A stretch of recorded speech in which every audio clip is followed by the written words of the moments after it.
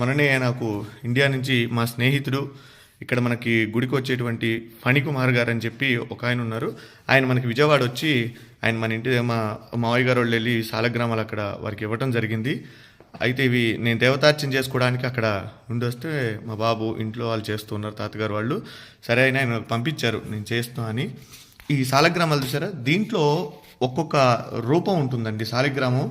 So నేను కూడా ఎప్పుడు కూడా మా వాళ్ళు చెప్తూ ఉన్నారు దీంట్లో సాలగ్రామ స్వరూపం విష్ణు స్వరూపం అని చెప్పి. చూడండి దీంట్లో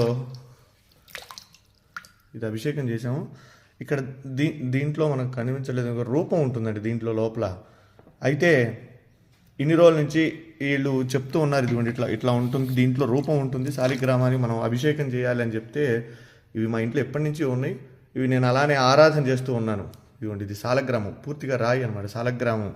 అయితే ఇది చాలామంది ఏంటంటే వెటకారంగా మనం ఇది చేస్తూ ఉంటారు. అయితే నిన్న నా సాలగ్రామం నేను తీసుకొస్తుంటే ఇది కూడా మనకి మరి నరసింహ సాలగ్రామం అండి. ఇది ఈ నరసింహ సాలగ్రామం మా పూర్వీకుల నుంచి కూడా వచ్చేటువంటిది.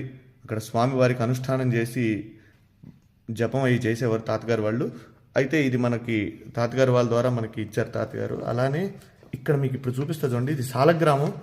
ఇవి తీసుకొస్తుంటే నిన్న సపోజ్ ఇది పగిలిపోయిందండి సార్. మనకి వచ్చిన తర్వాత నిన్ననే నేను గుళ్ళో ఇది చేసేటప్పుడు ఇది ఇలా ఉంది మొత్తం. అంటే సాలిగ్రామం ఇదయ్యి వచ్చేటప్పుడు బ్యాగుల్లో మరి ఏమైందో మిస్టేక్గా ఇది ఇంతవరకు ఊడిపోయిందండి. అయితే మీకు ఇప్పుడు చూపిస్తా చూడండి, ఎంత విశిష్టతో చూడండి. ఇక్కడ సాక్షాత్ నారాయణ స్వరూపం. శ్రీ మహావిష్ణవే నమః. సశంఖచక్రం సకిరీటకుండలం సపీతవస్త్రం సరసీరుహే క్షణం సహారవక్షస్థలశోభికౌస్తుభం నమామి విష్ణుం